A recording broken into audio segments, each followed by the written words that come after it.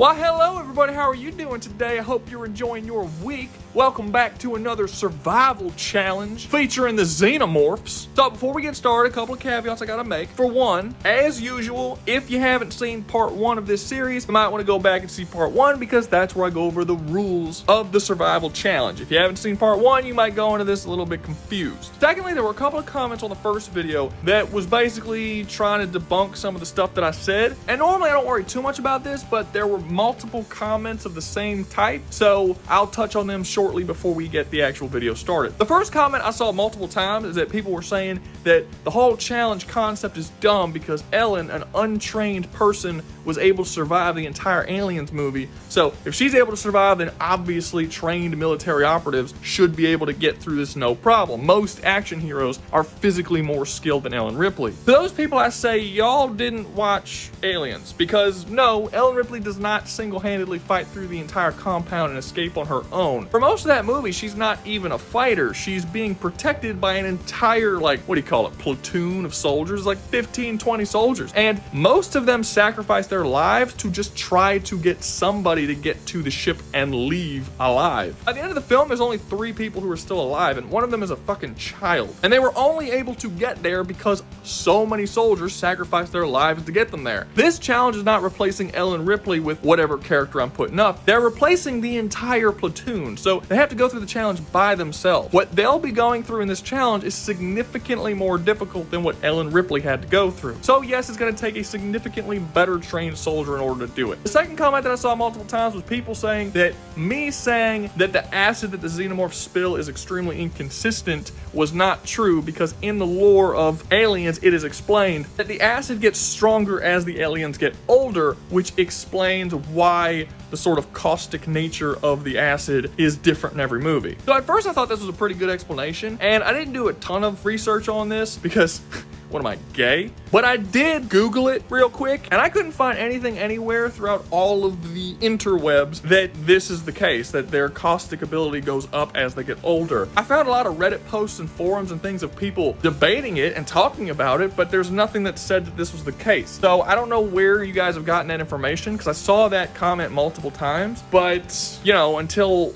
I actually see where it's from, I'm not gonna just pretend that that shit's canon. Alright, last comment that I saw multiple times were people saying that in my first challenge where I had RoboCop in it, people were saying that the Xenomorphs wouldn't even bother RoboCop since he's a robot, and they wouldn't be able to chest burst him and create a new Xenomorph from RoboCop, so they really wouldn't have a reason to attack him. Which in theory is a pretty good point, but there's a couple of issues with it. For one, they're shown attacking androids unprovoked a lot in the series. On several occasions throughout all the movies, they attack an android at least once. And even if you say that this is only more aggressive Xenomorphs and most Xenomorphs won't attack, I mean, he's walking through a compound filled with hundreds and hundreds and hundreds of Xenomorphs. All it'll take is one of them to attack him. And if he attacks back and defends himself, all of a sudden now he's a target for all of the Xenomorphs because he's viewed as a threat. Either way, I don't see him just walking through and being completely unbothered, even if he was fully robotic. But that brings it to my second point. RoboCop's not fully robotic. He has a lot of human parts, including a human brain,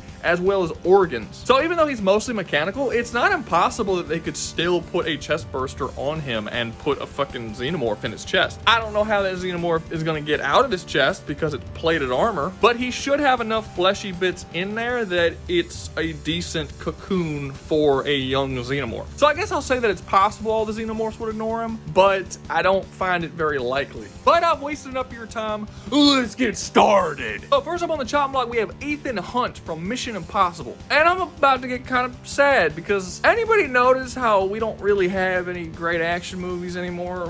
We have 2 action stars in all of Hollywood left. We have the #1 action star, who is Tom Cruise, and we have kind of Keanu Reeves, but really only because of the John Wick movies. For the most part, Hollywood doesn't do action movies the way action movies need to be done. We don't have action stars anymore. We have actors that play in action movies with like green screens and CGI explosions and CGI blood and very poorly cut together fight scenes with a ton of cuts and can't really tell what's happening because the people who are actually in the movie don't know how to fight. All of the major Hollywood action stars have aged out of the job, and we're not seeing those movies anymore. Most of them aren't American, like Jet Li and Jackie Chan, and they've also kind of aged out of it. And now all we really got left is Tom Cruise and Keanu Reeves, and they're going to be aging out of it too. And once they're gone, what are we going to do about action movies? They're just going to suck forever until someone else can come and fill that void. Tom Cruise needs to spend the next 5 years training some young dude in his like early to mid 20s how to do really solid action and sort of take over once he leaves, so we can have like a new action star that does solid action movies. Otherwise, we're just gonna be stuck with shit like Fast and the Furious forever. And look, I'm not hating on Fast and the Furious. It has its place, but I mean, there's no doubt it is a lesser version of Mission Impossible. I mean, it's literally a parody. Okay, so people always look at me weird when I say this. I'm not the only one that sees Fast and the Furious as a parody of Mission Impossible, right? Like, other people see that too. I'm not just making this shit up. It clearly is, right? Okay, you know what? I gotta go on a bit of a tangent. If you don't care about the tangent, I'll have timestamps down below. You can skip it, but I gotta talk about this for a second. So yeah, Fast and the Furious became a ripoff of Mission Impossible as the movies went on, and then it did it kind of poorly and sort of accidentally became a parody of those movies, and then it just sort of went with it, and now it just straight up is an over-exaggerated, over-the-top parody of Mission Impossible. So as a quick timeline, the very first Fast and the Furious movie came out as a ripoff of Point Break. If you've seen either of those movies or both of those movies, you know they have the exact same plot to a T, except Point Break is way better. After that, they had a couple of meandering movies that nobody really cared about, that weren't ripped off of anything, but they just kind of didn't make a whole lot of money and just weren't very good. I actually do kind of like Tokyo Drift a bit. Fun fact, the main actor of Tokyo Drift, Lucas Black, actually goes to a church near my house, and I've talked to him and stuff, and he's a really cool guy. But yeah, the movies, it's okay. And this went on for a while until 2011, where they came out with Mission Impossible Ghost Protocol, which not only was a beloved action movie and elevated the entire series to like one of the best action series that was going on at the time, but it also emphasized over-the-top stunts as well as themes about family and the group of basically espionage characters who were all coming together as one unit and one family. This is a theme that has run through all of the Mission Impossible movies since. It's all about the stunts and family. While Fast and the Furious had certain family aspects in the first one, it never pushed a family theme throughout any of its movies until Fast and the Furious 6, which came out 2 years after Ghost Protocol. This is also the movie that started emphasizing on over-the-top stunts, because before that, all of the action scenes were just car chases and races and shooting in cars. They abandoned the whole race car street racing thing after 5 when Ghost Protocol came out, and they started making 6. From this point on, the Fast and Furious series has been an over-the-top parody of the Mission Impossible movies. Every meme joke you could say about Fast and the Furious, about how every single movie has to up the ante until eventually they're fighting in space and shit, and all the jokes about family and how much they will just not stop talking about family, that's all shit that is in Mission Impossible, except Mission Impossible does it better. They constantly up the ante in the Mission Impossible movies, but since they're real stunts, they don't go into the ridiculous bullshit that Fast and the Furious goes into, and it has a strong running theme on family, although better executed, because it's not just a bunch of people standing around in a circle talking about how awesome family is. It's actually themes that are written throughout the story. So yes, Fast and the Furious was at bare minimum heavily inspired by Mission Impossible, and has now become sort of a parody of those films. Comment below if you agree or disagree, or maybe you never saw it that way and I changed your mind. I don't know, but just, you know, I've seen it this way since pretty much like the early 2010s when these movies started coming out. It was just clear as day to me that they were being influenced by the Mission Impossible movies. So anyway, back on topic. It's a real shame that Tom Cruise really isn't going to be doing this much longer because he's so old, and we're going to lose essentially our last action star, and all of our movies are just going to be CGI green screen bullshit with really bad editing because none of the actors can fucking fight. This is kind of a tragic situation that in my own life I sort of feel like nobody's even fucking noticing, and that's kind of a bummer because I like action movies. They're like one of my favorite genres of movies. So how would the legendary character of Ethan Hunt do fighting through an army of aliens? Now, on the surface, you'd think he would do pretty fucking well because he's a very, very skilled soldier. He has stealth abilities. He's easily the smartest person on this list and one of the smartest heroes in action movies, period. However, his skill base is kind of antithetical to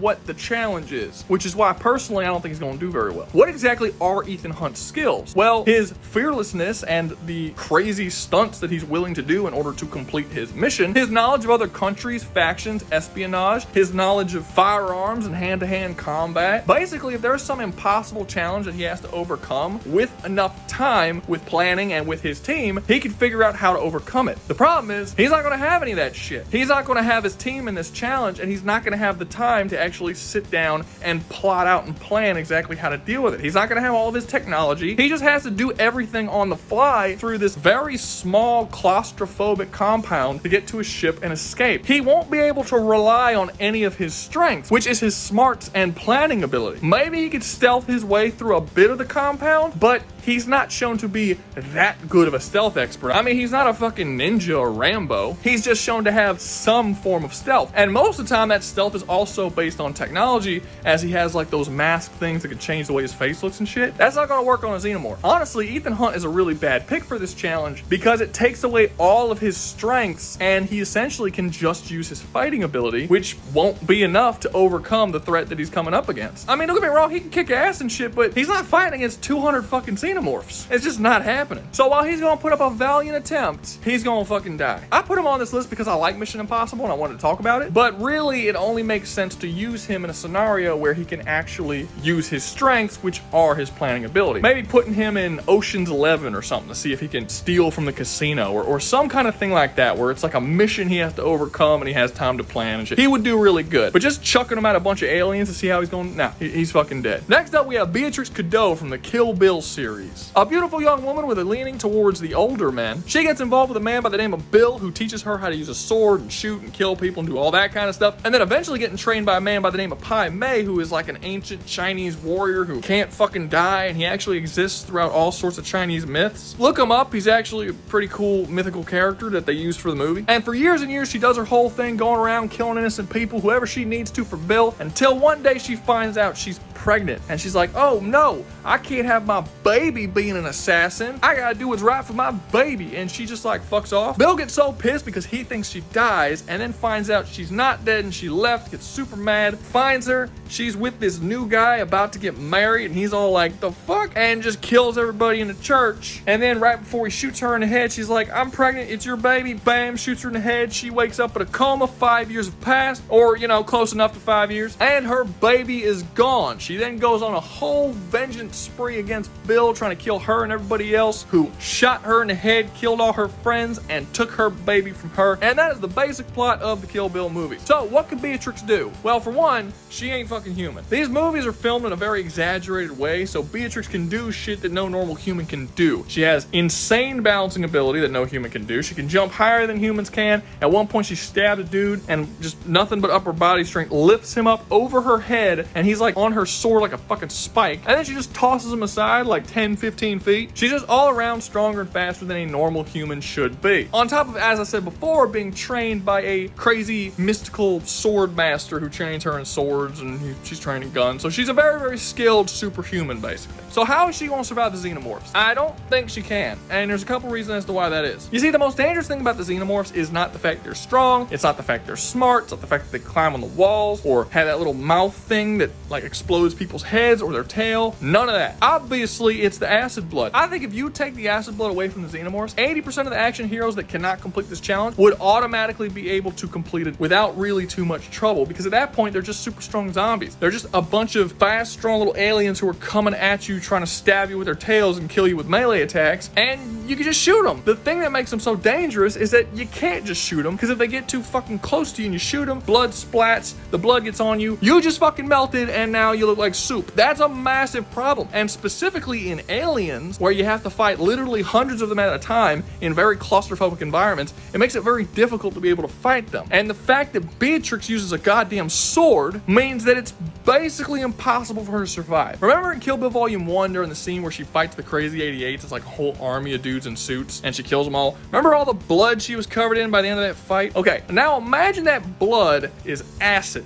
Beatrix is fucked. Now, to be fair, Beatrix is trained in using guns, and she can use guns on top of swords. So if she also has guns, does she do a little bit better? Yeah, a little bit, but not much. And this is mainly due to the fact that the movies only really show her use swords. She uses a gun in like one scene. We don't have enough knowledge of how well she uses guns to actually say whether or not she would do well in this challenge. And I'm inclined to believe that despite her having skill with guns, she's not as good as she is with her sword, because throughout all of the movies, whenever she can use a knife or a sword, she always uses that before a gun. I mean, even in her fight with Copperhead, when Copperhead pulls a gun on her, she throws a knife instead. She doesn't really use guns, and I'm inclined to believe, even though she has training in it, it's not her specialty. So she might be able to use guns for a little bit, but with that many aliens coming at her that fast, she's going to eventually have to pull out her sword, the thing she's comfortable with, and she's gonna die. Also, another thing, even if she was somehow capable of killing them with her sword without getting the acid on her, which I don't know how she would do that, but let's just assume she has a way, I don't necessarily think that her sword would be able to survive slicing through the aliens. We know that she has a Hattori Hanzo sword, which is a very awesome, amazing, crazy good sword. Okay, we get that. But there's no evidence that it's strong enough to survive acid that could burn through the hull of a spaceship. The strengths of the Hattori Hanzo swords in the Kill Bill series are very vague. We don't know what makes the sword the best. We just know they're the best. They're the sharpest, they're the hardest, whatever. They never have to survive alien acid. That's not a thing. So basically everything's just kind of working against her. Melee fighters, unless they are capable of getting around the acid shit, aren't going to do well against xenomorphs. That's just kind of the case. The only things that we see being able to get touched by that blood and not get burned is in the Alien vs. Predator series with the Predator blade weapons, but that's made out of like crazy alien metal. It's not normal metal, and those movies are not canon to either Alien or Predator. And no, I don't care if they showed an alien skull in Predator 2. It's called an Easter egg, people. It was just a reference. Freddy Krueger's glove is seen in the Evil Dead movies. It's an Easter egg. That doesn't mean Freddy Krueger's running around in the Evil Dead. In fact, that Easter egg technically doesn't even make sense, since xenomorphs don't have skulls. They have exoskeletons. There's no reason to have a skeleton and an exoskeleton. So how the hell do you have a xenomorph skull? Xenomorph skulls aren't a thing. That right there breaks the continuity of the Aliens movies. They're not canon. But yeah, Beatrix dies. Next up, we have Eggsy from the Kingsman series. So Eggsy, as a young lad, was kind of a thug who just so happens to have all the skills one would need to become a crazy ass super spy. Like, he could hack into shit, and he could fight, and he could parkour, and he could drive with the skill of a stunt racer. We're never explained as to where he gets any of these skills. He just sort of has them for some reason. And what a fucking coincidence, his dad just so happened to be a member of the Kingsmen, which is a group of crazy ass super spies, kind of like MI6 and shit. Well, his dad dies when he's a little kid, and one of his friends, who's also a super spy, basically gives his dead friend's wife this thing where it's like, okay, if you ever need me for any reason, call this number and I'll come in and help, blah, blah, blah. Eggsy eventually gets this number. He gets arrested for doing some fuck shit, and to get out of it, he calls the number. The super spy best friend of his dad shows up, and he's like, hey, you want to be a super spy too? Let's do this shit. Then he goes through bare minimum amount of training and shit and becomes a super spy, which then leads to all sorts of different adventures, which range from fighting against a woman who forces people into cannibalism to fucking a princess in the ass. Okay, so how well will Eggsy do if you toss him at the xenomorphs? So Ethan Hunt did pretty poorly at this challenge because he's a relatively grounded character that doesn't have skills that are superior to that of a normal human for the most part, and his skills and knowledge base just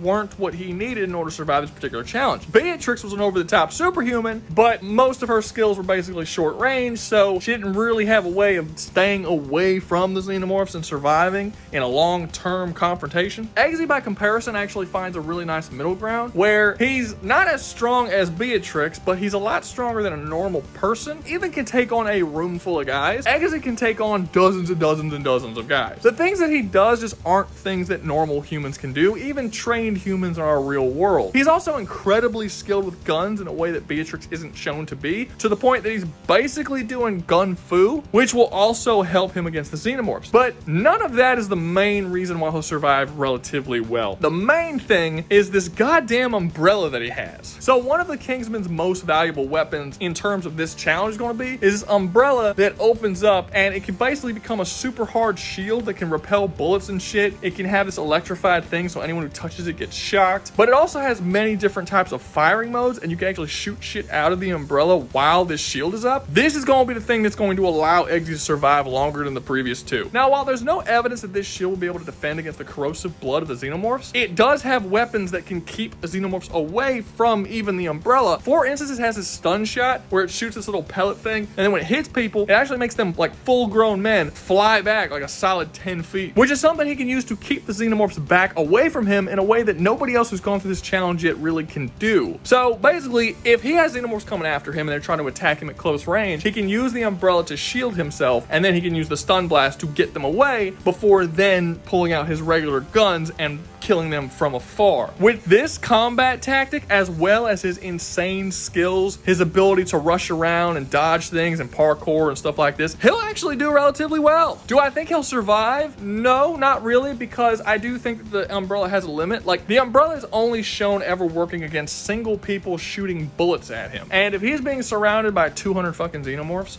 there's just no real evidence that he can just hold that there and then blast all of them away as they're all pelting against the shield or even ripping it out of his hand. Like, eventually he'll get overwhelmed and he's gonna lose his fucking umbrella. But as long as he has his umbrella, it's gonna be a very valuable tool that's going to allow him to get through this situation and make it a lot farther than someone like Beatrix or Ethan. And also, even if he somehow does get through the literal army of fucking xenomorphs and makes it to the actual ship, that umbrella's not gonna do shit to a xenomorph queen. I mean, he could block all he wants. One tail swipe, and even with the shield, it's shattering both of his arms. And his little shitty pistols aren't really gonna do much damage to a xenomorph that big with that much armor on. It's basically like a giant moving fucking tank at that point. So I'm gonna say for Eggsy, very close, but no cigar. Last up, but certainly not least, we have Bheem and Ram from So how do I go about telling you the plot of So the British come in and occupy India, and during the occupation, they do all kinds of fucked up shit. I don't actually know the history because I don't know if you've noticed, I'm not Indian and I'm not British. So I don't care. I'm American. We don't care about anything outside of our borders. But I can tell you that in the movie, these British people are assholes. Basically, this British guy's wife likes the way this little Indian girl sings. They just decide to like take the little girl from the village and just kidnap her. Because fuck it, we can do what we want. And just leaves. But unbeknownst to this crooked-toothed Brit, that village has a great protector known as Bheem, whose job is solely to defend the people of that village. And this dude is not fucking human in the slightest. He gets sent out to track down where this girl is and bring her back to the village. While he does this, he runs into another ridiculously overpowered superhero type Indian guy who is actually working for the Brits underneath them. And what comes next is the greatest bromance ever put to film. Just two big muscly motherfuckers who get shit done. So what exactly can they do? Basically anything they fucking want to. Bheem is strong enough to just pick up a motorcycle and chuck it or smash it on the ground. He wrestles a fucking tiger. He rips the iron bars on the front of a jail cell off its hinges with his bare hands. He could toss people like dozens, if not hundreds of fucking feet. He could rip trees out of the fucking ground. He's a super powered being, and there's no reason given as to why he's super powered. He just is. Same thing for Ram. Ram at the very beginning of the movie in an extremely badass scene, he's at like a base that is a British base, and you have literally thousands of Indians trying to break through the gates to get to this British base, and Ram single-handedly jumps into the crowd of thousands of people and takes on literally all of them as he's trying to get to this one guy, and he's just got this stick and he's just beating the crap out of everybody, overpowering like large it's so, oh my god, it's such a fucking cool scene. And it's like in the first 10-15 minutes of the movie. It's his introductory scene. Wait, have I been calling him Ram this whole time? Fuck. The actor's name is Ram, the character's name is Raju. I'm not fucking refilming it. Whatever. Moving on. But like, this was easily my favorite movie the year it came out. I don't remember what year that was, but I remember when I watched it, I was like, this is it. This is my favorite one. It's so good. Amazing character writing, awesome action scenes, really compelling story, and one of the absolute most entertaining musical numbers I've seen in any musical. And I'm a fucking musical guy. I really like musicals. I've seen like all of them. So how would Bheem and Ram do, these gods among men, if you just chucked them in with xenomorphs? Well, either one of them, Bheem or Raju, would take one xenomorph and then just beat all the other xenomorphs to death with the flailing corpse of the first Xenomorph. Honestly, this is a really stupid pick for this challenge. I just wanted an excuse to talk about this movie. They would do super well. Like, it would be really easy for them, but I really shouldn't have put them here because they're brokenly fucking overpowered for this universe. Either one of them is capable of overpowering dozens of Xenomorphs by themselves with their physical strength. They are considerably stronger than a Xenomorph. The only real issue they're gonna have is trying not to make the Xenomorph bleed, but they also have guns and shit. I mean, if they really wanted to, an army of Xenomorphs come at them, they just fucking kick the Xenomorphs, they go flying back, and then they shoot them, and that's fine. They're not really in danger of death from any of the Xenomorphs. Even the superpowered over-the-top bullshit Xenomorphs that are in Alien vs. Predator, the ones that can like survive having themselves swung through several concrete pillars and just be fine. Yeah, even those versions are not strong enough to deal with Bheem or Ram individually. So what'll happen if you take Bheem and Ram and just chuck them in with the Xenomorphs? They're gonna fight through the whole thing casually, be bros the whole time they're fucking doing it, massacre these motherfuckers like it's no big deal, and most likely sing a couple of musical numbers while they're doing it. And what is not to like about that? You know, I'm not gonna lie, I think I just nosedived this whole fucking video by putting these two characters in here. But I don't care. It's worth it. It's a good movie. But that's going to be all for today. Hope you enjoyed the video. If you did, make sure to like, subscribe, comment, share, and join the membership. Remember, if you join the membership, you get videos early. And always remember, y'all stay safe out there, you hear?